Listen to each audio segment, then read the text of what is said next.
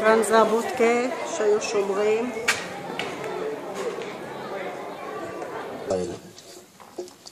הוא עלה לארץ בחודש ספטמבר 2010 והתגורר אצל משפחת ליינווד הוותיקה ביישוב נווה אילן. ב-1 בנובמבר 2010, פחות מחודשיים אחרי עלייתו לארץ, התגייס דוד לצה"ל ושירת בחטיבת גבעתי. דוד נפל בעת מילוי תפקידו ביום א' באדר תשע"א 2011, בן 19 ושנים וחצי בנופלו. הוא הובא לקבורה בבית העלמין הצבאי בהר הרצל בירושלים. הותיר הורים ו3 אחים. יהי זכרם של אליעזר, גרשם, שמחה, דני ודוד ברוך. אני רוצה להזמין את משה עזרן, בן דודו של פרוספר אבוטבול, זיכרונו לברכה, רפתן קיבוץ נווה אילן שנפל ביישוב.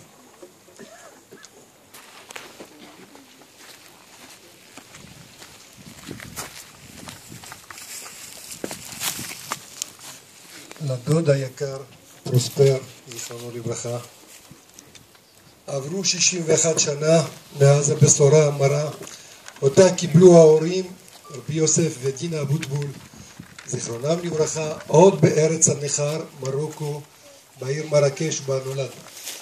בהיותו בן 20 עלה לארץ עם קבוצת צעירים ציונים כהכנה להתיישבות בנגב, התנדב וגר בקיבוץ נווה אילן, עבד כרפתן ביום ושמר בלילות מפני חדירות של מחבלים ומסתננים.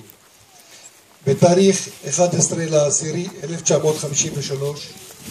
ב' בחשוון, נרצח פרוספר בשנתו ביריות מסתננים שחדרו לקיבוץ ופרצו לחדרו. גופתו נתגלתה על ידי שומר הקיבוץ שבא להעירו למשמרת הבוקר. ההורים שהגיעו לארץ אחרי מלחמת 6 הימים רצו לעלות לקברו ולא התאפשר להם כי לא הייתה להם גישה עקב שטח ממולכד על ידי מוקשים. שנים ציפתה המשפחה לעלות לקברו עד לפני כשנתיים שהוחלט ליישב את מורד הגבעה בה היה קבור והעברת כל הקברים לבית העלמין של הקיבוץ. כל זאת בעזרת מזכיר הקיבוץ כאן מר שוקי פולק ובעזרת מר יוסי צור הממונה על הנצחת חללי הטרור שדאגו להקמת מצבה למנוח במקומו הטבעי בנווה אילן שם נפל. יש לציין שמיום הקמת המצבה רווח למשפחה שסוף סוף התקווה התגשמה לעלות לקברו של יקירם ולהספיד לראשונה את המנוח. מאחר ולא נאמר הספדים עליו, אני אגיד הספד קטן הערב ברשותכם. פרוספר היקר, מלאך ללא כנפיים ירדת לאדמה, גבר יפה עיניים עם המון נשמה, מלא חיים וצוחק כל הזמן, ועכשיו אתה אינך והלכת מכאן. לבנות ולהיבנות בארץ אבות, כך אמרת להורים מלאי דאגות, לקיבוץ נווה אילן התנדבת והתגייסת, בלילות שמרת ובימים ברפת עבדת. מעולם לא דמיינתי שאני הבן דוד שרק נולדתי, אמצא עצמי על קברך אומר קדיש אמיתי. אומרים שהזמן עושה את שלו, אבל אמא רחל אחותך ודוד מועיז אחיך עדיין כואבים את מותך ומות אחותך לידיה זיכרונה לברכה. יהי זכרך ברוך, אמן.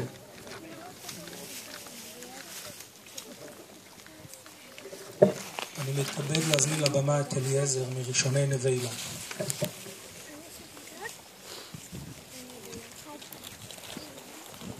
אנשי נווה אילן, לדורותיכם,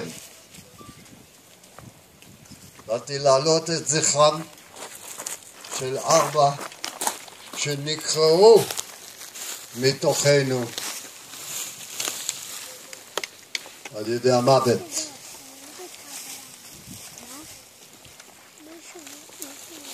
לידיעתכם, מיד אחרי שחצבנו את הבור לטמון אותם, שמצאנו להם בקושי באמצע המלחמה מקום קבורה שאפשר היה להגיע אליו, מיד אחרי שטמנו אותם בבור, חזרנו לעבודה, חזרנו לשמירה, חזרנו ללוחמה על הדרך, וידענו והרגשנו שרק בזה שאנחנו מוסרים את עצמנו במשנה כוח למען העם הזה, למען המדינה הזאת, למען החברה שאנחנו חיים בה ולמען התרבות שאנחנו בונים. רק בזה הרגשנו שתיקנו קצת את העוול והתגייסנו להוסיף גם אותם לעשייתנו למען החיים. ואני מאחל לכולכם שנכבד את זכרם של כל הנופלים, גם של 4 החלוצים והבונים של המקום הזה, ונכבד את זכרם כולם בדרך החיים שלנו, בזה שאנחנו נתמסר וניתן את כל מה שאנחנו יכולים באהבת הארץ הזאת, באהבת העם הזה, באהבת התרבות שאנחנו בונים כאן, ושנכבד את זכרם, שיהיה ברוך במעשינו.